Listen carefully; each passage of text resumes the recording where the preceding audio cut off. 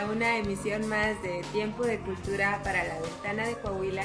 Y en esta ocasión, Julián y yo vamos a platicar sobre un tema que va mucho por estas fechas, que son los vampiros y que además, bueno, son estos claro, personajes que pues han fascinado al mundo de la literatura desde hace muchos años y que, bueno, por supuesto, eso se ha ido después al mundo del cine e incluso la música. Y de hecho, pues justamente iniciamos con un tema de Santa Sabina que se llama Una canción para Luis, y quien ha visto la película o leído los libros de Anne Rice de Entrevista con el vampiro, bueno, sabrá muy bien a qué Luis se refiere esta canción, ¿verdad, Julián?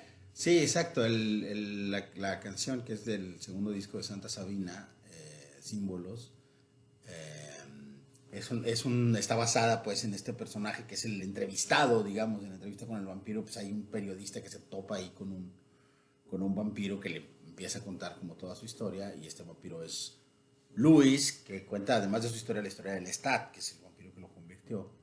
Y bueno, sí, la canción de Santa Sabina es un homenaje ahí a las novelas de Anne Rice.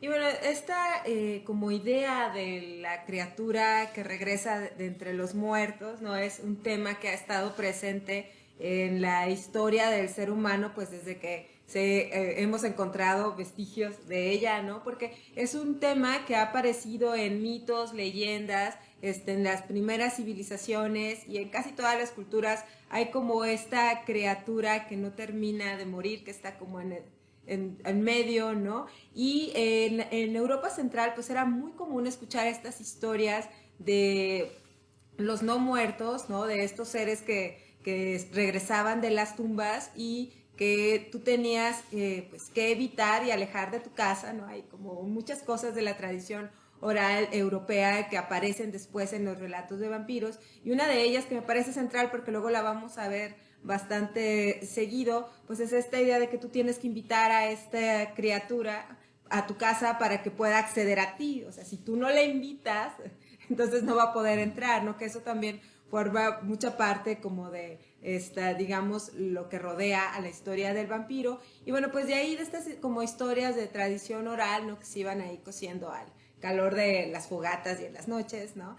Pues surge como esta idea de traerla a la literatura, y está en esta historia que se llama The Vampire de Polidori, que es de principios del siglo XIX, de 1819, y digamos que ahí está como este primer acercamiento netamente literario, y que además se da en una época, pues estamos hablando del romanticismo, ¿no? De esta cosa cercana a lo gótico, de la idea de alejarse, pues, del siglo de las luces y de la industria, ¿no? Todas estas cosas que estaban pasando en el siglo XIX.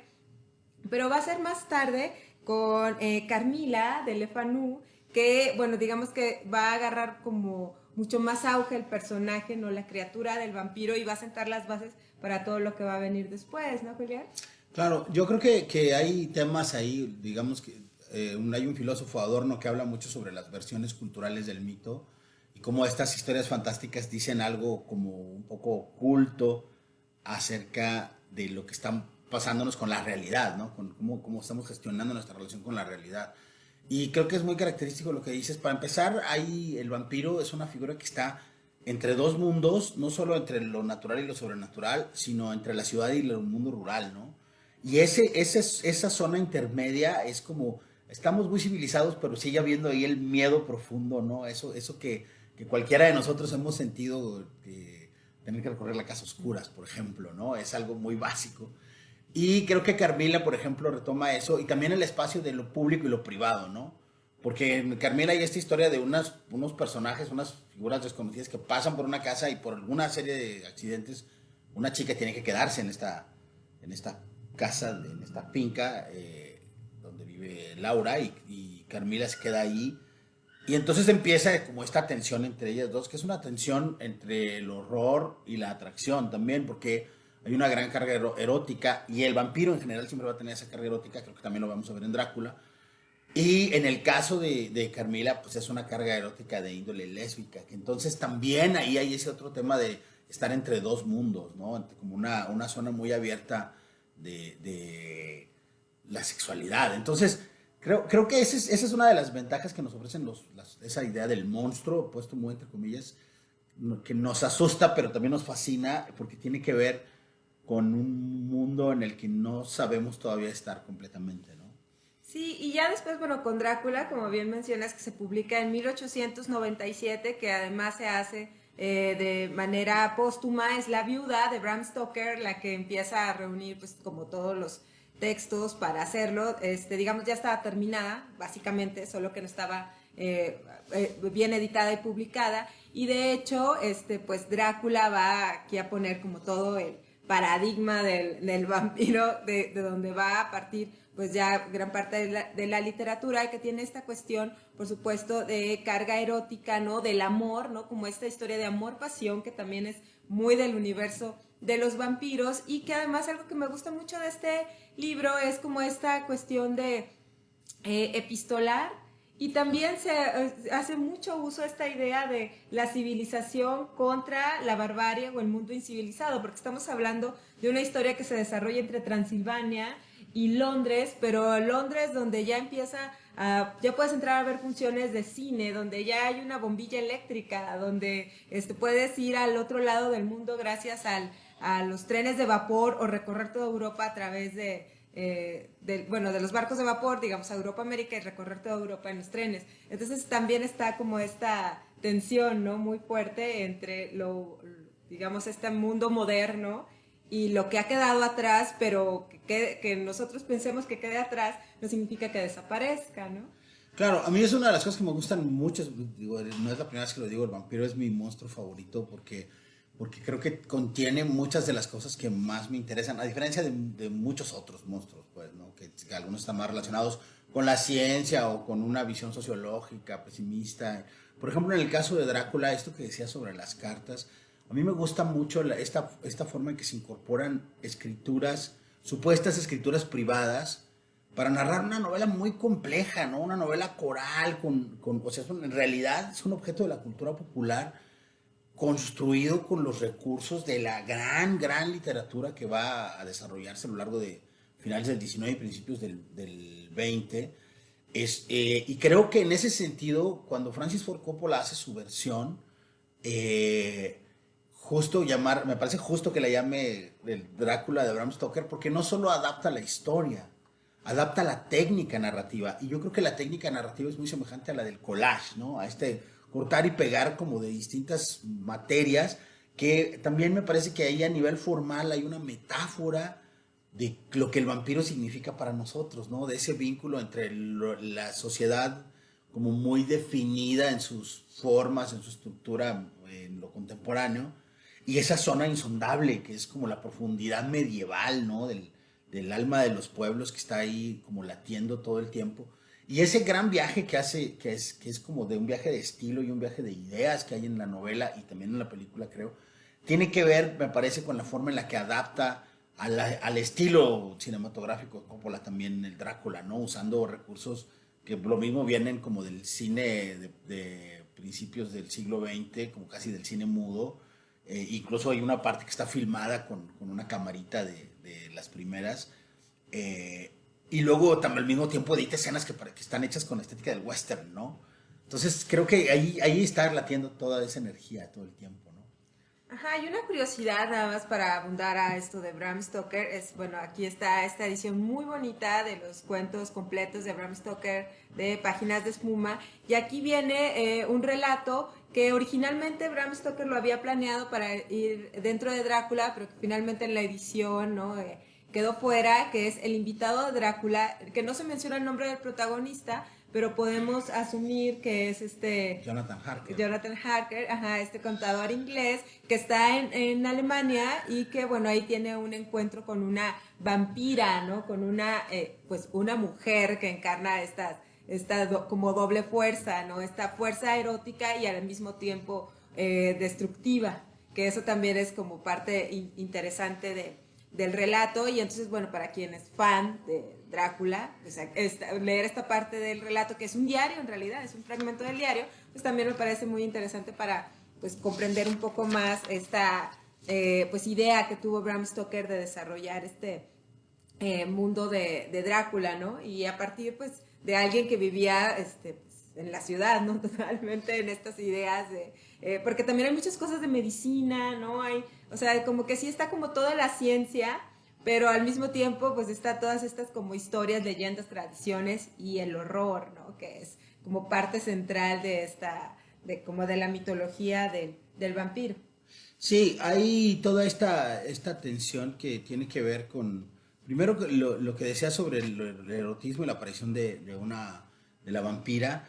Ahí me parece que una de las cosas que pasan con la primera, yo pienso que hay como distintas fases, como de la versión del mito, digamos. La primera creo que sí tiene que ver con la confrontación entre lo rural entre los modos de producción, digamos, ¿no?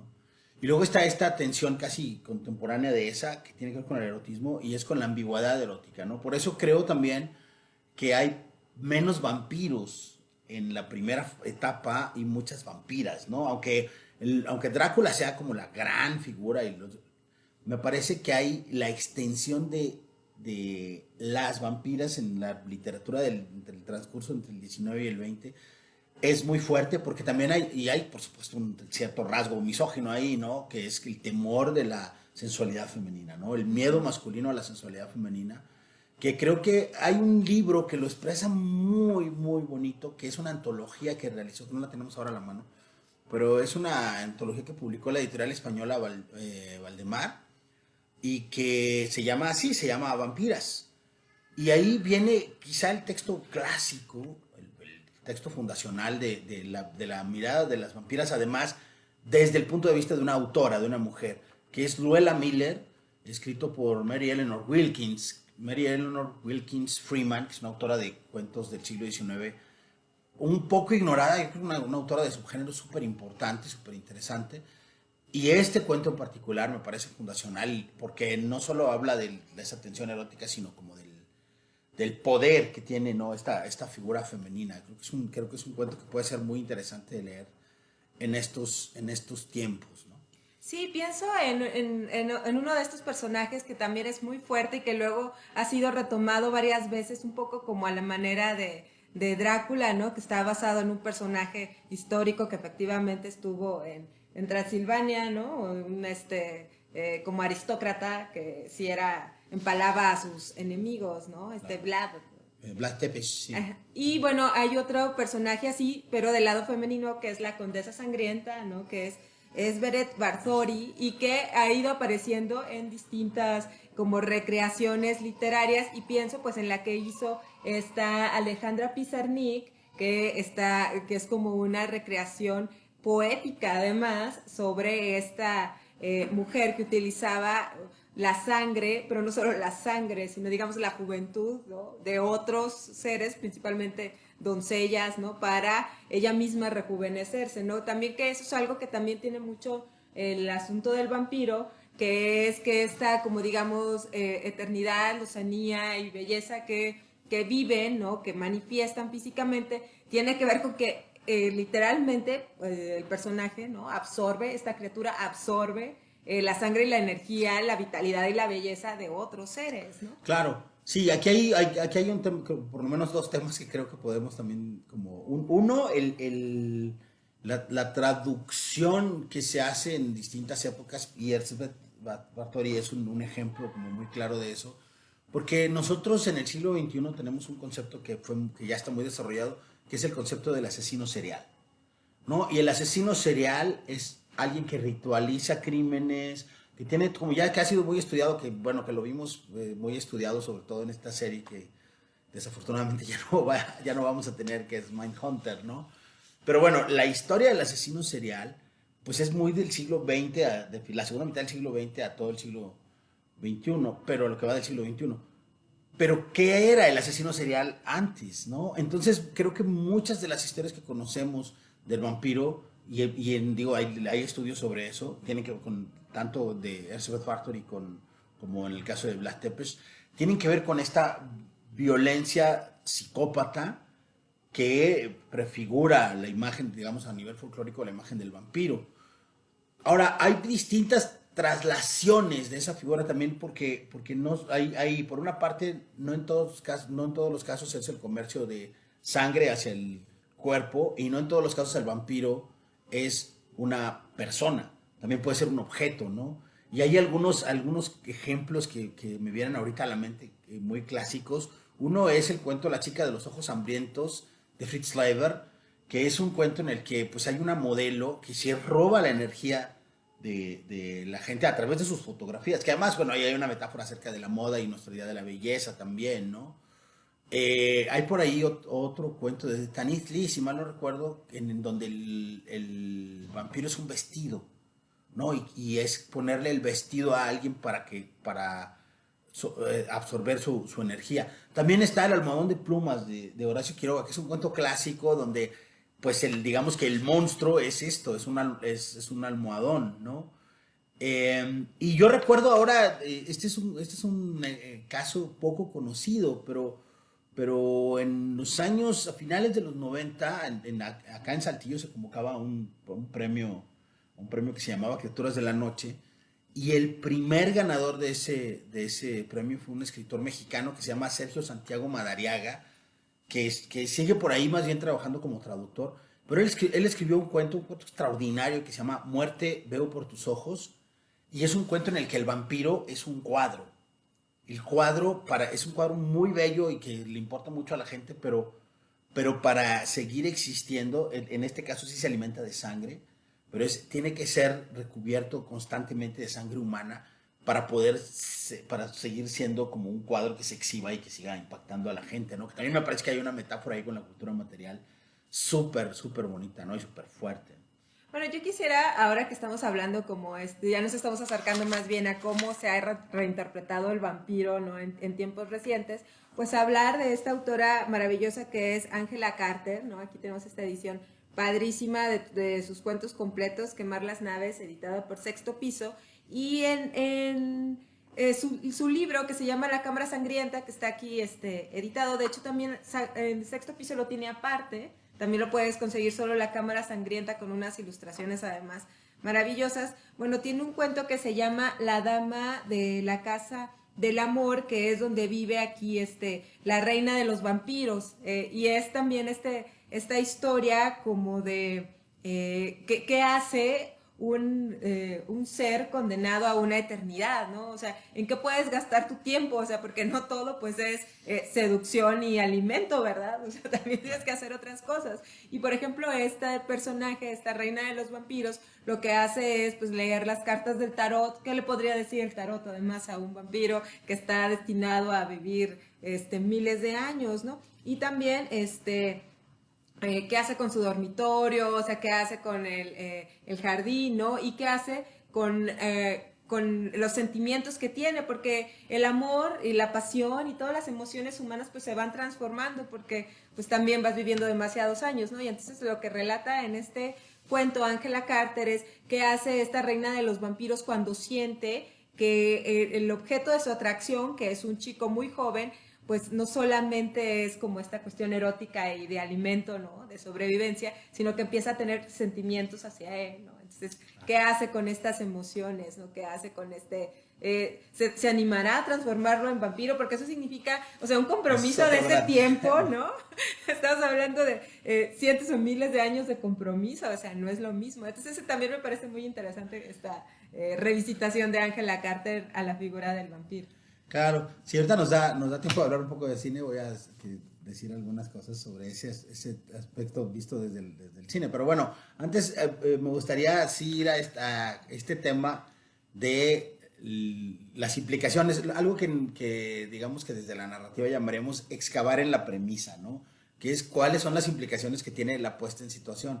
Y me gustaría decirlo desde dos puntos de vista. Un punto de vista sería el de este libro que hay una versión cinematográfica también de Richard, hay un par de versiones cinematográficas de Richard Matheson que se llama Soy Leyenda, que es una novela espléndida y que ahí el punto de vista está invertido, es decir, no es el punto de vista del vampiro y su eternidad, sino el punto de vista de un hombre común viviendo en un mundo habitado por vampiros, ¿no? Y cómo, digamos, cuál es el lugar y el desarrollo que puede tener su vida y exacto también, cómo puedes pasar tu vida cotidiana como una especie pues buscador de tesoros ocultos en medio de la ciudad abandonada. Aquí este es el otro extremo, cuando ya pasamos como del vampiro rural al vampiro urbano, a esta especie de vampiro postapocalíptico, ¿no? Y también en el otro extremo del registro, creo que las novelas de Anne Rice, aunque a mí me parece que es un tema que desafortunadamente se gasta mucho en las novelas de Anne Rice, no o sea, digamos que se pierde la atención que había, por lo menos en los dos primeros libros. Aún así, creo que hay material ahí rescatable muy interesante. Las novelas a veces un poco cansadas de leer, a mi juicio, pero sobre todo Entrevista con el vampiro y todavía Lestat, el vampiro, tienen cosas súper interesantes. Entre ellas, cómo evoluciona el vampiro para ser qué clase de personajes, ¿no? Porque cuando alguien vive una vida tan larga como la de los vampiros, pues habrá muchas. Lestat, por ejemplo, termina convertido en una estrella de rock, ¿no? Pasa de ser como dueño de una plantación de tabaco a convertirse en un ídolo del pop, del punk rock, ¿no? Y ahí también hay una lectura muy interesante a nivel mítico, porque una de las conexiones que se hacen con el vampiro, con el mito del vampiro original, es la figura de Osiris, el faraón egipcio, y su leyenda, digamos, como una leyenda fundacional de la figura del vampiro, ¿no?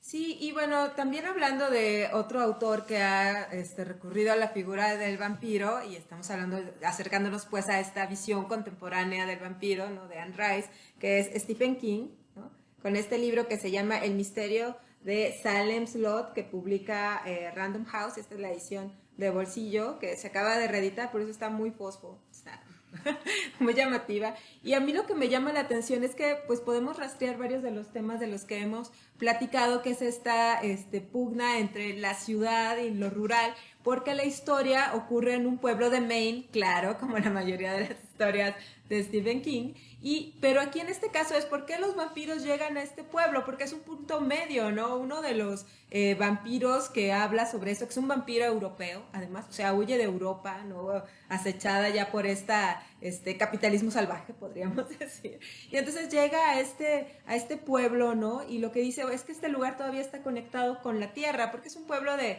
pues, 1000 y poquitos habitantes, en los que todavía la agricultura sigue siendo una de las, digamos, tareas productivas, ¿no? Para sobrevivir, las granjas lecheras, ese tipo de cosas, ¿no? Y entonces este vampiro dice, claro que aquí me puedo adaptar muy bien, porque, o sea, como hay una conexión, ¿no? Entre el vampiro y la naturaleza cruda, donde además, pues la oscuridad, el tema de la oscuridad y las cuestiones salvajes, pues están ahí, digamos, como a flor de piel, ¿no? O sea, también es un tema de los vampiros, que es de que, oye, pues necesitamos estar conectados con algo más primigenio, ¿no? Que las máquinas. Y ahí me parece que aparece.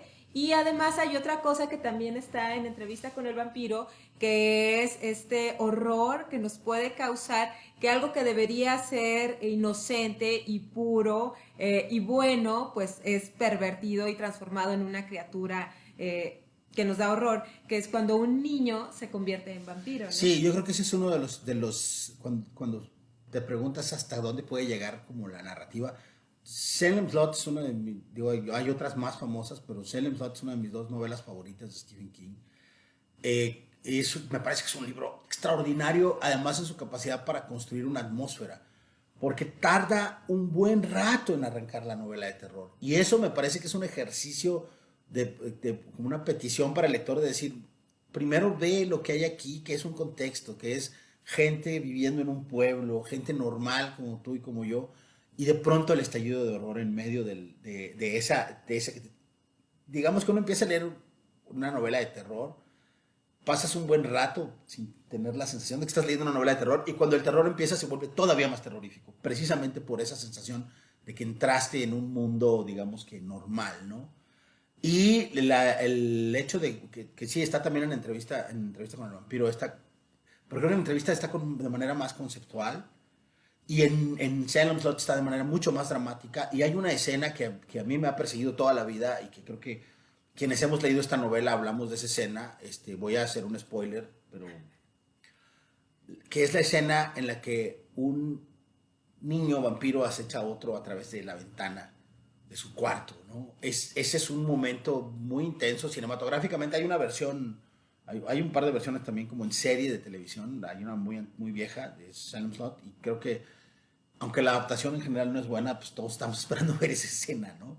Y sí, el peso de estos personajes me parece que es muy rotundo y me parece también muy característico que un autor como Stephen King sea capaz de darle nuevo aire a un género que en ese momento parecía agotado y que tuvo como un repunte precisamente gracias a textos como este de Stephen King, que luego van a afectar mucho pues también el cine en Estados Unidos, ¿no? Sí, porque además está esta tensión, ¿no? De que pues, es una novela que se desarrolla en Estados Unidos entre los 50 y los 70 y entonces ¿cómo puedes creer que la posibilidad siquiera de que pueda existir una criatura que regrese de la muerte, que es algo que se plantean los personajes, como es algo que nos plantearíamos, por supuesto, nosotros, ¿no? Pero sin duda, cuando terminas de leerlo o lo dejas ahí en pausa en la noche, bueno, pues sí, te asomas a que cerraste bien las ventanas, no se vaya a colar un vampiro por ahí, y eso me parece que esta tensión de la que hablas, de este ambiente y de este mal que va,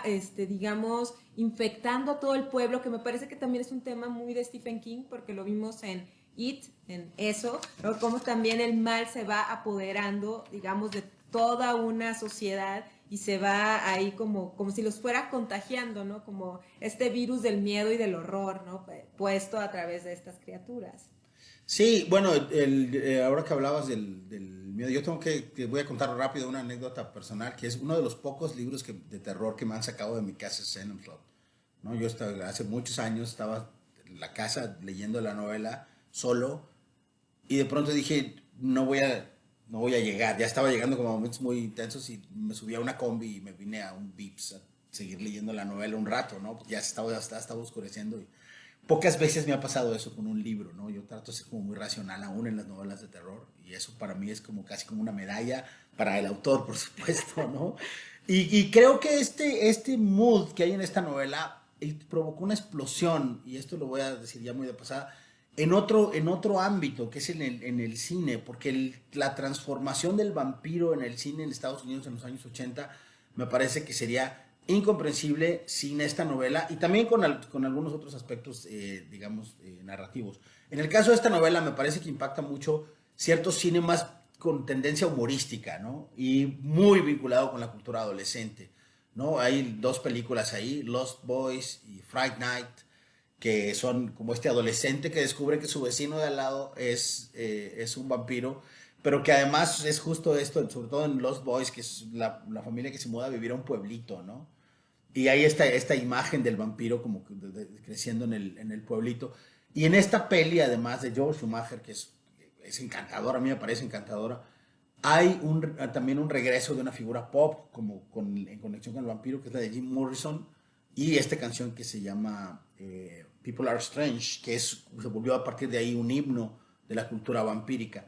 Del otro lado, en el lado como más agreste, está la película Near Dark, eh, eh, que es una historia muy rulfiana incluso, de vampiros rurales recorriendo el campo. Son una especie de vampiros nómadas, una familia de vampiros nómadas que van pues, cazando rancheros, ¿no? En bares muy alejados y digamos que, cantinas de carretera, ¿no? Entonces, eso también, digo, ahí hay como que toda otra lectura. Y frente a esa, también desde el cine, hay una lectura como más sofisticada del vampiro que tiene que ver con otra reinterpretación, que es la adicción a las drogas, ¿no? Y el vampiro como este ansioso de algo, en este caso la sangre, ¿no? La adicción a la sangre, que se relaciona sobre todo con la adicción a las drogas duras, en particular con la adicción a la heroína, que está narrado de manera también, creo que por lo menos en dos películas, una muy clásica que es El ansia de Tony Scott, que es protagonizada por David Bowie y Susan Sarandon y Catherine Deneuve, donde está además este tema de convertir al otro, ¿no? Porque la historia es una historia de amor en la que la vampira mayor ya está, digamos, como en estado de decrepitud y tiene que conseguirle pareja a su novio. Y esta idea de ella ser quien le va a escoger la pareja es como una historia muy fuerte, además, como de tensión erótica. Y también está en la película de Jim Jarmusch, Solo los amantes sobreviven, que es protagonizada por Tilda Swinton, por Tilda Swinton. Y está también, volvemos al tema original, ¿no? Que es no solo el erotismo y toda esta fuerza de lo social, sino el problema del amor, ¿no? El vampiro, como esa idea de que el amor también tiene esta cosa, como que el hecho de que el amor tenga esta cosa inmortal es un poco oscura también, ¿no? Ujú. Bueno, pues como ven amigos, podríamos seguir hablando mucho más sobre el tema de los vampiros porque pues de verdad sí da para ir rastreando, ¿no? En el cine y en la literatura, pero por el momento nos quedaremos aquí. Pues muchas gracias por acompañarnos, gracias Julián. Gracias a ti, Silvia. Y pues nos estaremos viendo en otra cápsula de Tiempo de Cultura, una producción de Rafael Izquierdo para La Ventana de Coahuila. Hasta la próxima.